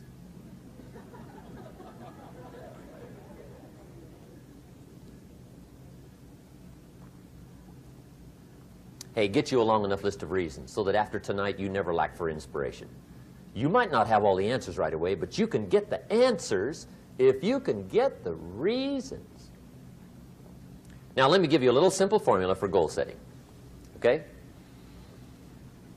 We take 2.5 hours on the weekend for the whole 10-year plan. We don't have time for that tonight. But let me get you started with a little simple formula Mr. Schoaf gave me. And maybe this will be helpful. First of all, I've divided goals into two parts. First is long range. Long range goals. That's your dreams. Your dreams for the next 3, 5, 10, 20, 30, 40 years. Actually, the rest of your life. Your dreams. You've got to keep dreaming. Ronald Reagan, president, said to the joint session of Congress a few weeks ago, the Republic is a dream. And if we don't keep dreaming, we will lose the Republic. Your better future is a dream for yourself and for your family. Where do you want to go? What do you want to do? What do you want to be? What do you want to see? You've got to dream dreams. There's a Bible phrase that says, without dreams and visions, people perish. You've got to have something to go for that inspires the heart and the soul. Dreams. From the children of Sanchez, it says, take the crumbs from starving soldiers, they won't die. Take the bread from hungry children, they won't cry. But without dreams, we all will die. You've got to dream.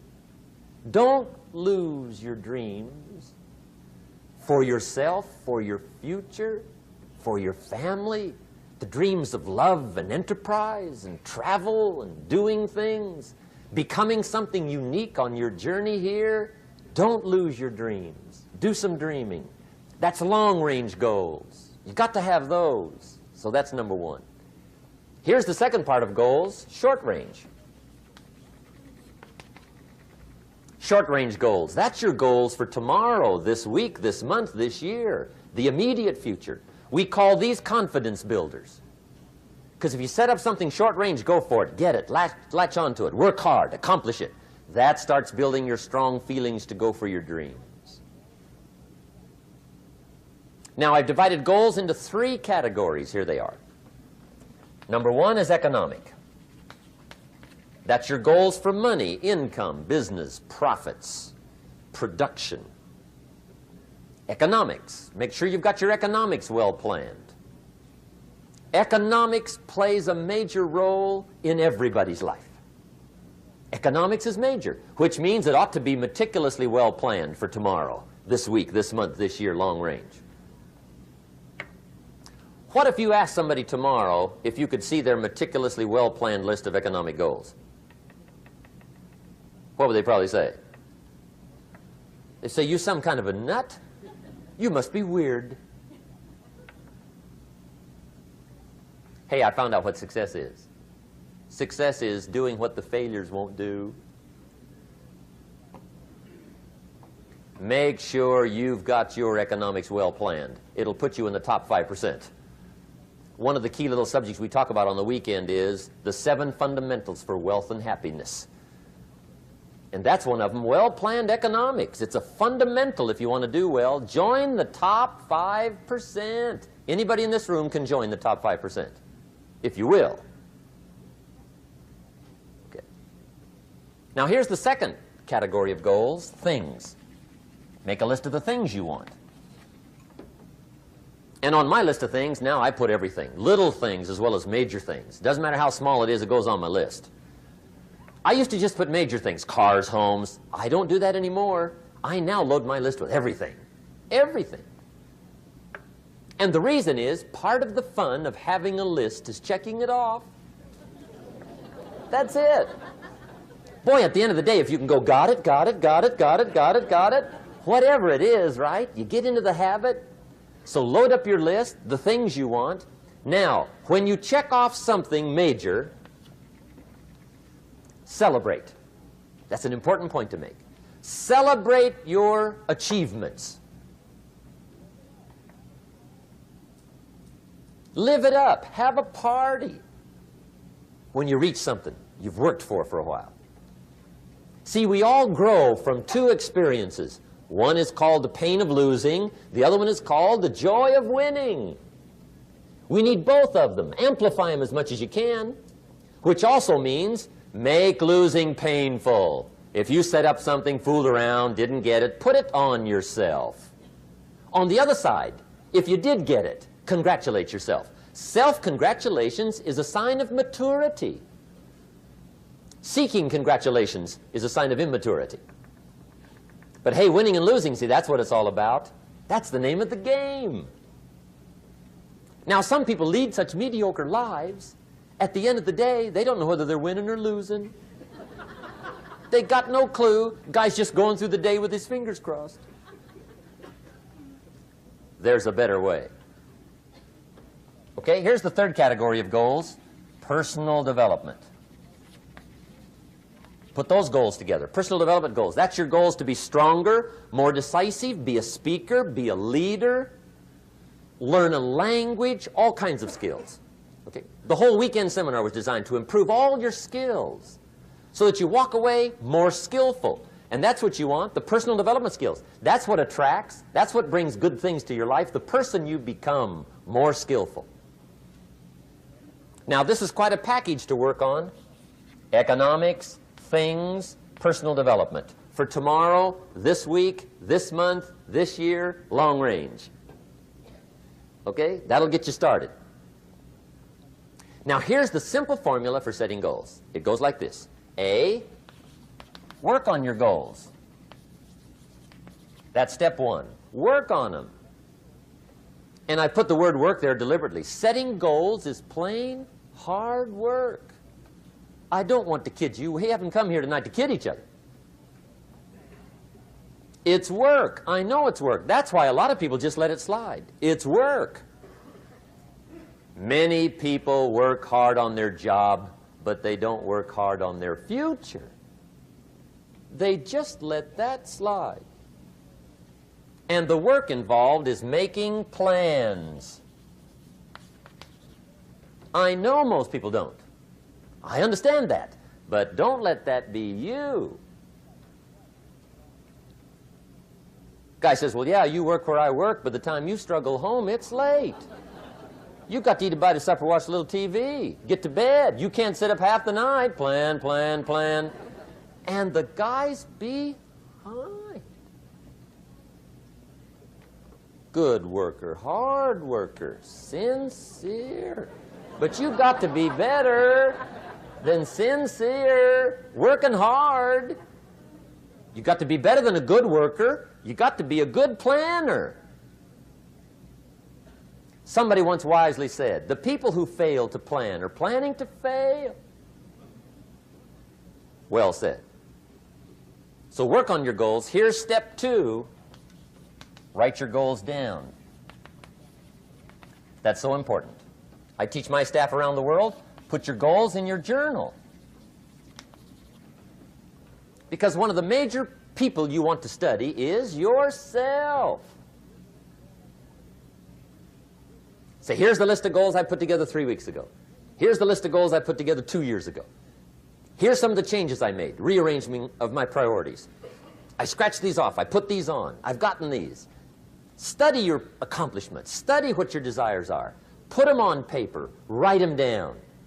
Here's another reason for writing your goals down. It shows you're serious about doing better. And to do better, you got to get serious. You don't have to be grim, but you must be serious. Everybody hopes things will get better. Everybody hopes. Poor people hope. That ought to tell you something. It means the future does not get better by hope. It gets better by plan. I used to have the affliction called passive hope. It's an affliction. It's bad. Probably what's even worse than that is happy hope. Now that is really bad. That's bad. Happy hope.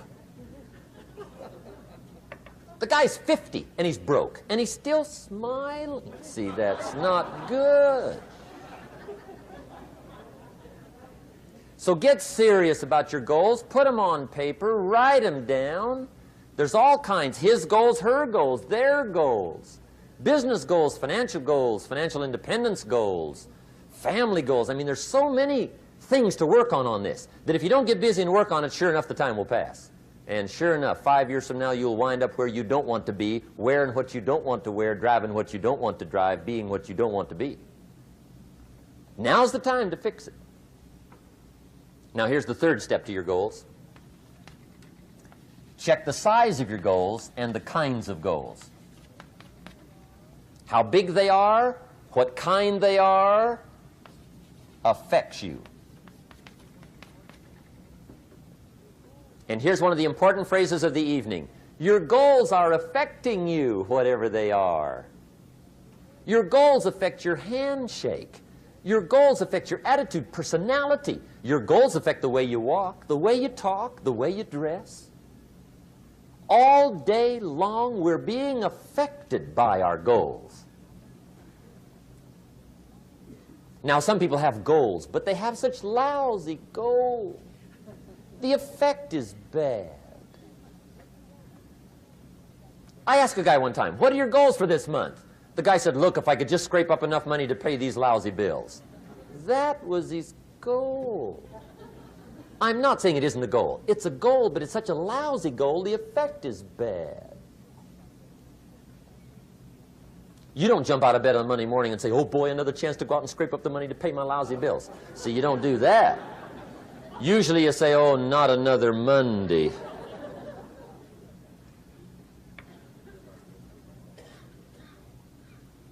And some people have so given up on life, they have joined the thank God it's Friday club. How sad. Surely those are the same people, when life is over for them, will say, thank God it's over. Let me give you a Bible philosophy that teaches how to get whatever you want. That's the title of the next set of notes. How to get whatever you want. From the Bible. Now again, I'm an amateur when it comes to the Bible. I'm not a pro. But this I can quote, and I think that'll be sufficient. How to get whatever you want. Here's what it says if you're ready. It says, ask,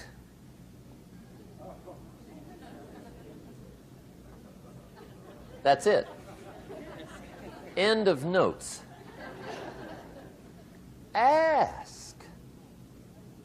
If there's one art in life to learn extremely well, that's got to be one of them. The art of asking. What does ask mean? Ask means, what do you want?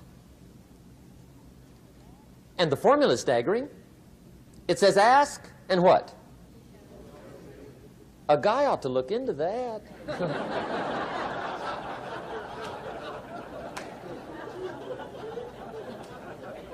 He says, yeah, but you work where I work. By the time you struggle home, it's late. You got to eat a bite of supper, watch a little TV, get to bed. You can't sit up half the night, ask. And the guys behind. See, you've got to be better than a good worker. You've got to be a good asker. Now, let me give you 3 key points on asking and receiving. This can do it. Number 1, asking is the beginning of receiving. Asking starts a unique process, mental and emotional. I don't even know how it works. All I know is it works. It's like pushing a button and all this machinery starts working. I don't know how. It just works. There's a lot of things you don't need to know how. Just work them. Some people are always studying the roots. Others are picking the fruit. I mean, it depends on what end of it you want in on. Asking is the beginning of receiving, so start the process. Here's number 2. Receiving is not the problem. Receiving is automatic. Now, if that's true, receiving is not the problem, what's the problem? Failure to ask might be one of your major problems. I don't know. Check it out. The guy says, oh, now I see it. I got up last year and hit it every day, but there's not a scrap of paper with my goals on it. Good worker, poor asker. So you got to change that. Here's number 3. Receiving is like the ocean. There's plenty, especially in California. It's like an ocean here.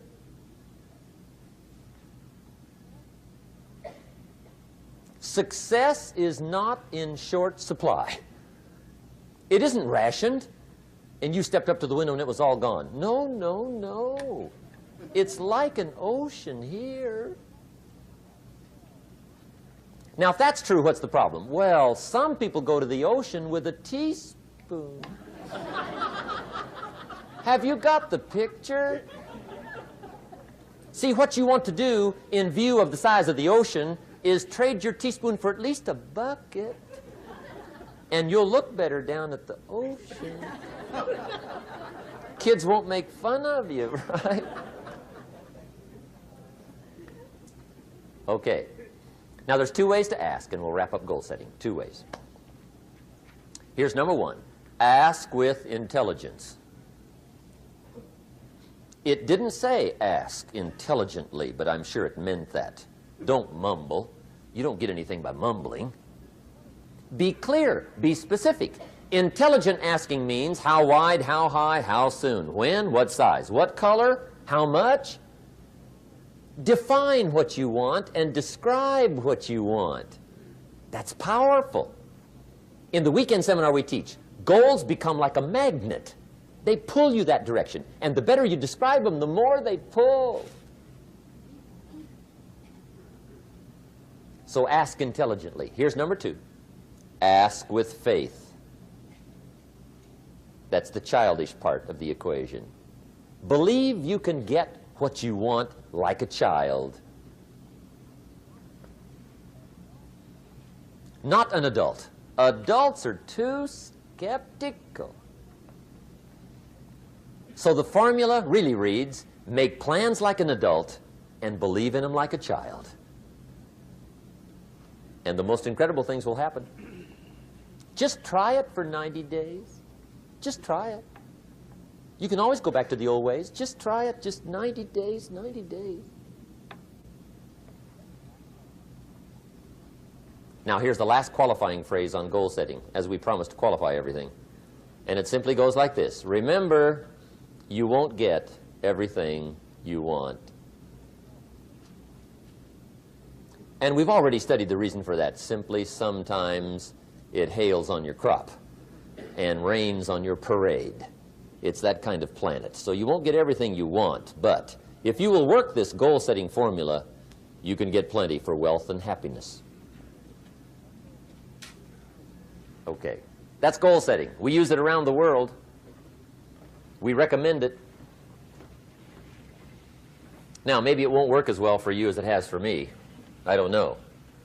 Maybe not. But what if it did? You got to try. Okay. Here's the last subject, the day that turns your life around. Let me just quickly give you a list of 4 emotions that can change your life in one day. Emotions are powerful. Sometimes it doesn't take much to alter your whole life direction.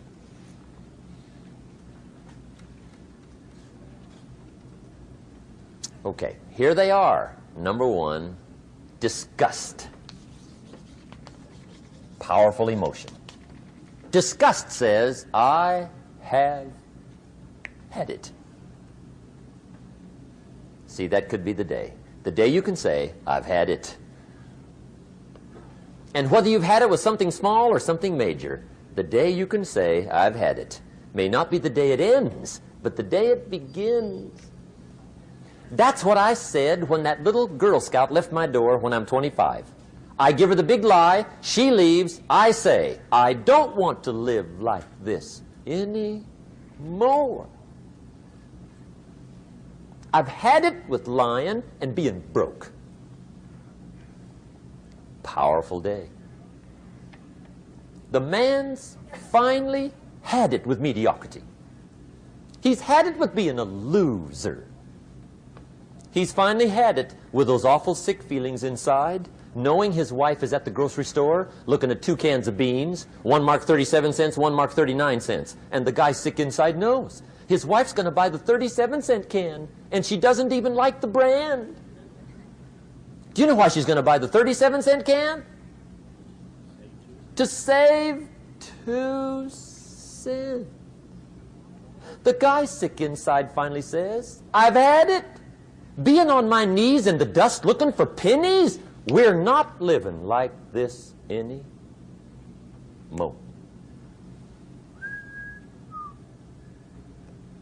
Could be the day that turns your life around. The day you can say, I've had it. He walks into his closet and rips everything in it to shreds and says, I've worn this embarrassing stuff for the last time. And not only will I never wear it again, no one else will ever wear it again.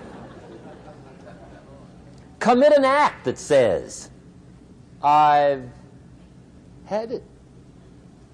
Powerful. Here's the next one. Decision. And decision-making is powerful. And it's emotional. That's those knots in the pit of your stomach, right? Waking up in the middle of the night in a cold sweat, trying to decide. We sometimes call it inner civil war. What shall I do? Well, for progress, you must decide. The best advice I can give you came from a wealthy friend of mine who said, if it's easy, do it easy. If it's hard, do it hard. Just get it done. If you went home tonight and in the next few days cleaned up a whole list of decisions, that might furnish enough inspiration for the next 10 years.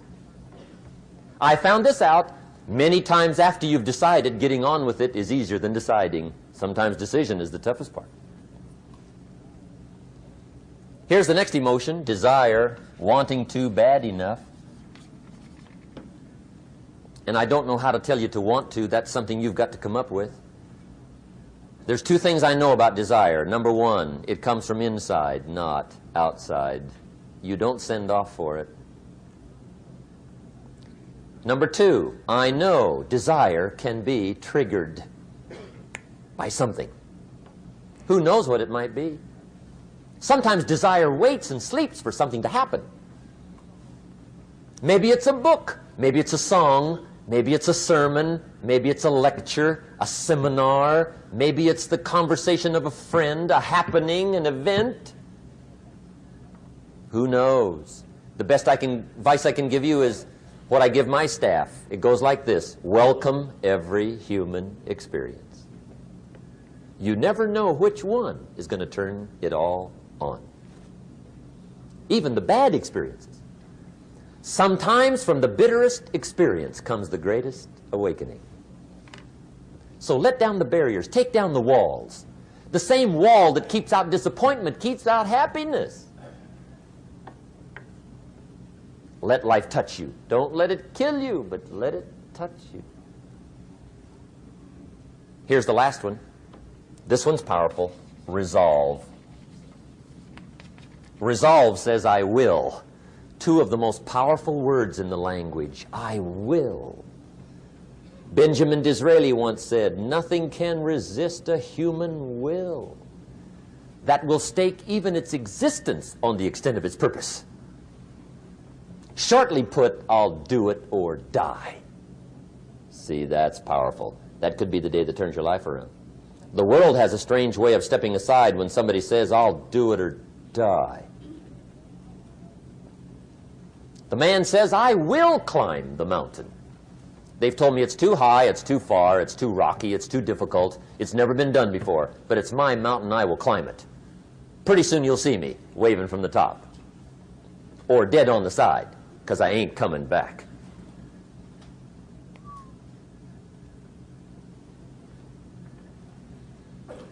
The best definition I ever got from the word resolve came from a little junior high girl in Foster City, California, up north. I'm talking to the junior high kids one day. I love to ask kids definitions. They come up with beauties. I got to the word resolve and I asked, who can tell me what resolve means? And I got several hands, and they were all pretty good, but the last one was the best.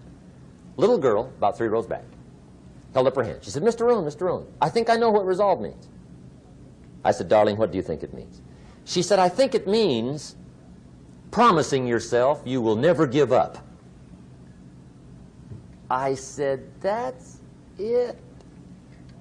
Webster, stand aside. That is the definition. Promise yourself you will never give up. I asked the kids, how long should a baby try to learn how to walk? How long? How long would you give your average baby before you shut him off? How long? See, any mother in the world would say, you're crazy. My baby's going to keep trying until it learns how to walk. What a magic formula. Now let me show you what triggers all emotions into activity that brings results. And results is the name of the game. Here it is. Action. Finally, you must do something about how you feel. Jesus, the master teacher, said, don't just be listeners, be doers. The world admires the doers. Whatever it takes to get you to try harder, read more, set your goals, and go for it. Here's the next attitude disease. Over-caution. Some people never will have much. They're too cautious. Now, you can also be too reckless, but you can also be too cautious. This is called the timid approach to life. And my caution was always the risk. Risk used to drive me right up the wall. I used to say, what if this happens? It's called the language of the poor. What if this happens? And on top of that, if this was to happen, look at the fix I'd be in. I better not try. I could always ace myself out. Then I'll tell you what changed my whole life when I finally discovered it's all risky. The minute you were born, it got risky. If you think trying is risky, wait till they hand you the bill for not trying. If you think investing is risky, wait till you get the tab for not investing. See, it's all risky. Getting married is risky. Having children is risky. Going into business is risky. Investing your money is risky. It's all risky. I'll tell you how risky life is. You're not going to get out alive. That's risky. The Englishman says, well, if that's the way it's going to work out, let's give it a go. Right, that's what it's for. Give it a go. Somebody says, yeah, but I'm looking for safety and security. Fine, then huddle in a corner. We'll cover you with a sheet, bring you 3 meals a day. And we'll protect you, feed you, look after you, care for you. We won't let anything happen to you. And you'll probably live to be 100. The guy said, well, yeah, I'd live to be 100. But what a way to live. Right. What a way to live, safe and secure. Don't ask for security. Ask for adventure. Better to live 30 years full of adventure than 100 years safe in the corner. And see, it's not important how long you live. What's important is how you live. Here's the next attitude disease. We're almost through with this motley list. In fact, we're almost through. Hang on. The next one is pessimism. Pessimism, the deadly disease of always looking on the bad side, the problem side, the difficult side, checking all the reasons why it can't be done. The poor pessimist leads an ugly life. He doesn't try to figure out what's right. He tries to figure out what's wrong. He doesn't look for virtue. He looks for faults. And when he finds them, he's delighted. How ugly. This is the poor guy who looks through the window, doesn't see the sunset. He sees the specks on the window.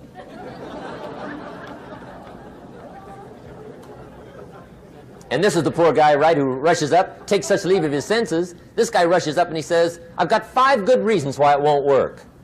He's so dumb he doesn't know all he needs 1. He's got 5.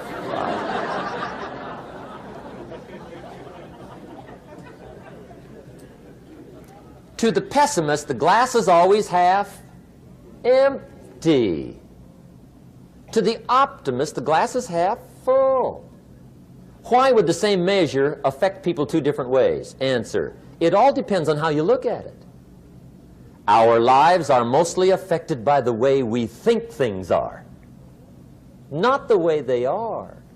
The way we think they are affects us most. There's a subject we don't have time to get into tonight called better thinking habits. One of the major things Shove taught me when I met him, he said, poor thinking habits keeps most people poor. Not poor working habits. Most people work hard, but they don't think hard. And Shove taught me that the mind is like a factory, a mental factory. And whatever you think about all day long pours ingredients into this mental factory. And that's what builds the economic, social, financial fabric of your life. He quoted me a Bible phrase that says, as you think, so you become. How awesome. When he talked about poor thinking habits, he had me. I used to start the day reading the morning newspaper.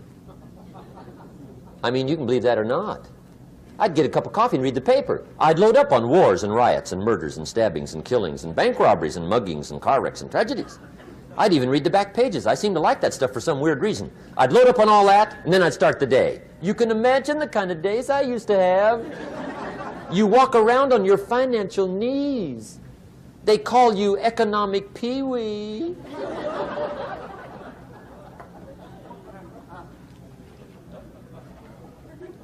The guy says, I want to be a great leader. Wonderful. The first thing we do is follow him to his house. When we get there, we walk in and check his library, number 1. Somebody says, well, why check his library? The reason is because what a man reads pours massive ingredients into his mental factory, and the fabric of his life is built from those ingredients. You would not believe what some people have got in their house to read. You would not believe. One of the best dressed up words I know for a lot of it is trash. Can you imagine dumping a barrel of trash into this mental factory every day and coming out with a rich, dynamic, positive life? It can't be done. You might as well try making a cake with cement. The kids back in Danbury, Connecticut, high school, they're asking me questions one day. I'm talking to the kids. Kids got good questions these days. One of them said to me, Mr. Rohn, how do you build the good life? I said, it's simple. It's not easy, but it's simple. Here's how you build anything. Select the right ingredients, keep out the wrong ingredients, and it starts with thought. Everything starts with thought. So you must be wise and careful what you think about, because that starts everything. You got to be wise and careful. I asked the kids, what would happen if somebody dropped sugar in my coffee? They said, well, you'd be okay. I said, what if somebody dropped strychnine in my coffee? They said, well, you'd be dead. I said, correct. Lesson 1. Life is both sugar and strychnine. You gotta be careful. I said, what if my worst enemy drops in the sugar? They said, will you be okay? I said, what if my best friend, even by accident, drops in the strychnine? They said, well, you'd be dead. I said, correct. Lesson 2, watch your coffee.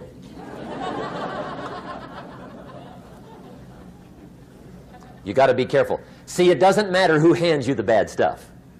It doesn't matter where you get the bad stuff. It'll still do its damage on your bank account, wherever you get it. Mr. Schoaf gave me one of the greatest phrases when I first met him when he said, Jim, every day stand guard at the door of your mind. How important. Stand guard at the door of your mind. And you decide what goes into your mental factory. Don't let anybody just dump anything they want to in your mental factory, because you've got to live with the results. Okay, here's the last disease, and we're through with this list. In fact, we're almost through. Hang on. The last subject is very brief. The last disease, but this one is deadly. Engage in this one, indulge in it even slightly, and you might as well forget the future, because it's going to forget you. Complaining, crying, whining, griping, a Bible word called murmuring. See, that'll ace your future. Spend 5 minutes complaining, and you have wasted 5. And you may have begun what's known as economic cancer of the bone. Surely they will soon haul you off into a financial desert and there let you choke on the dust of your own regret. I hope I said that well, so you won't forget. It's a deadly disease. If you don't think it's bad, ask the children of Israel of Old Testament fame. Typical of us all, their story just happened to get in the book. Story says, children of Israel were slaves. God performed a series of dazzling miracles and got them out. And now they're heading for the promised land. Remember the story? Heading for the promised land. Tragedy of the story, they never got there.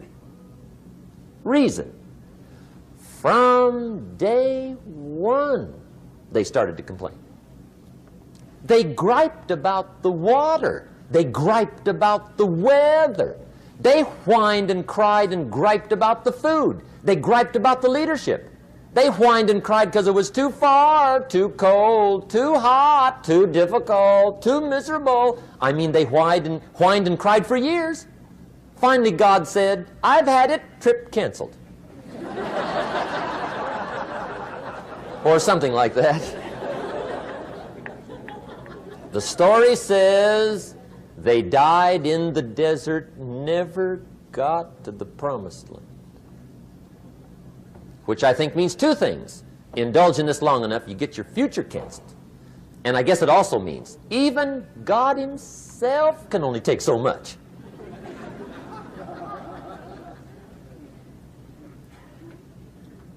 Okay. Just be on the lookout of the things that can destroy all the good you start. The war is on. And this evening, tomorrow, mentally, personally, socially, economically, you got to make sure you're winning the war. And this is part of it.